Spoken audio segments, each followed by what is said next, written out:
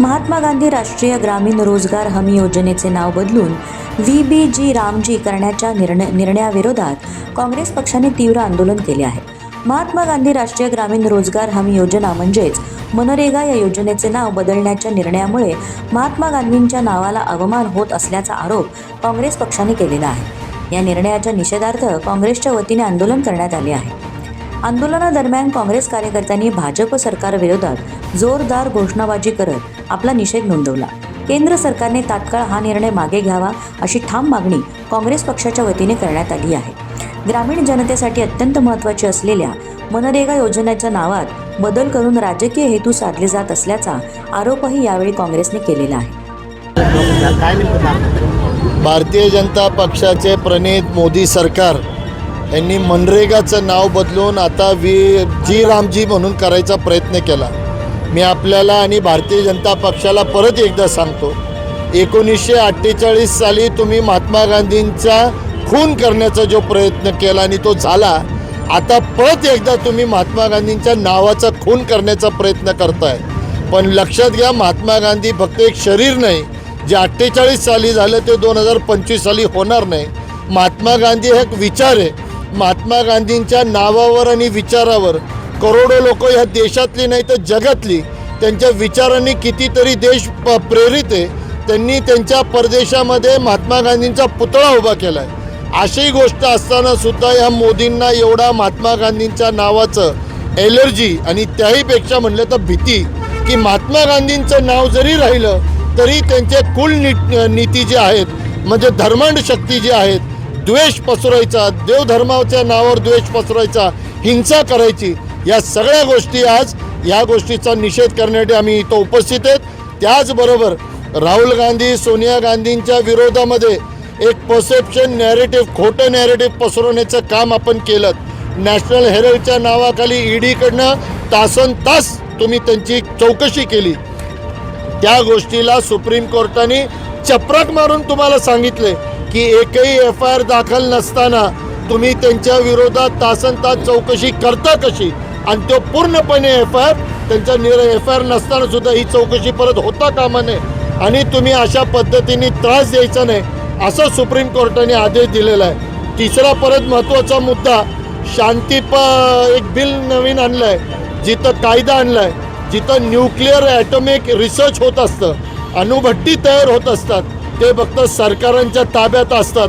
आणि अशा गोष्टी आता तुम्ही अदानी आणि अंबानीला न्यूक्लिअर रिॲक्टर्स बनवण्याची मान्यता देत आहे शांतीच्या नावाने। उद्या हे जर प्रायव्हेट कंपनीच्या हातात जर न्यूक्लिअर रिॲक्टर्स आले, न्यूक्लिअर ॲटॉमिक रिसर्च आले, तर ह्याचा किती मोठा परिणाम होईल ह्याची कल्पना आपण करू शकत नाही। याच ॲटॉमिक रिसर्चसाठी जपानसारखे हिरोशिमा असेल, नागासाकी असेल, ज्वलंत उदाहरणे। एक ॲटम बॉम्ब पडला तर आजसुद्धा त्याच्याविषयी होत आहेत। एकीकडं महात्मा गांधींचं नाव फोडायचं आणि दुसरीकडं शांतीच्या नावाखाली अशांती पसरवण्याचे बिल पास करायचे। या सगळ्या गोष्टीला मोदी आणि भाजप सरकार जबाबदार आहे। काँग्रेस पक्षाच्या वतीने आम्ही त्यांचा निषेध करतो। हळूहळू करून काँग्रेसच्या सर्व योजनात आपल्या नाव करण्याचा प्लॅन चालू आहे। 100% त्यांना जोपर्यंत जसं एखाद्या व्यक्तीला त्यांनी पाप केलेलं असेल, झोपेत सुद्धा त्याला ते दिसतं, तसं मोदीला आणि भाजपला झोपेत आणि स्वप्नात महात्मा गांधी, नेहरू यांचे चेहरे समोर येतात आणि ते आल्यामुळे डचकून उठत असतील।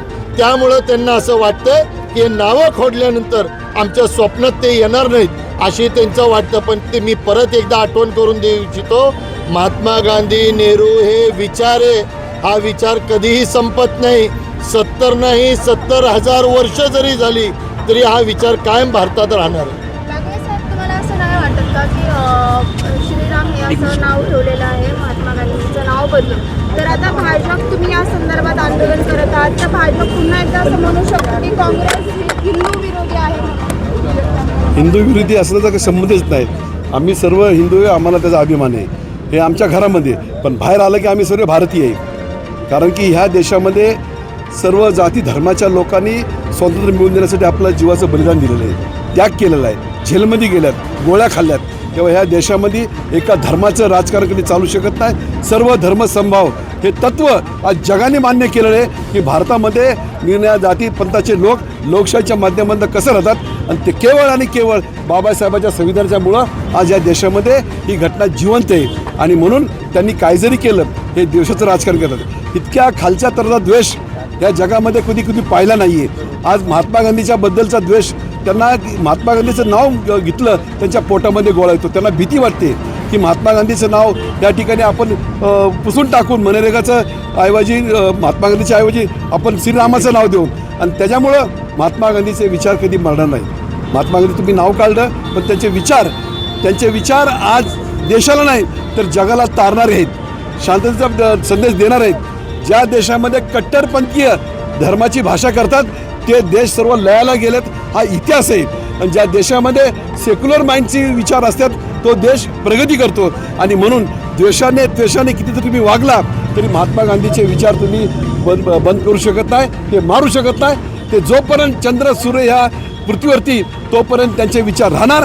आणि म्हणून या भाजपचा ह्या मोदी सरकारचा मी अत्यंत खालच्या शब्दामध्ये त्यांचा तीव्र निषेध करतो. तुमची आपली मागणी आणि पुढील भूमिका काय आहे? मागणी आमची हेच आहे की अशा तऱ्हेने द्वेषाचं राजकारण करून महात्मा गांधीचा विचार तुम्ही बदलू करू शकत नाही. आणि तुमचा जो जातीवाद चाललेला आहे नेहमी काय झालं देवाचं नाव घ्यायचं, देवाच्या नावाने जत्रा काढायच्या, तरुण मुलाची डोकी भडकायची आणि हिंदू मुसलमानाचं वातावरण तंग करून त्याचा फायदा आपल्याला इलेक्शनला कसा होईल, राजकारणामध्ये कसा होईल हा त्यांचा जातीवादी चेहरा आम्ही उघडा पाडल्याशिवाय राहणार नाही. कॅमेरामन पियुष भाटेसह पारस मुथा यांचा रिपोर्ट.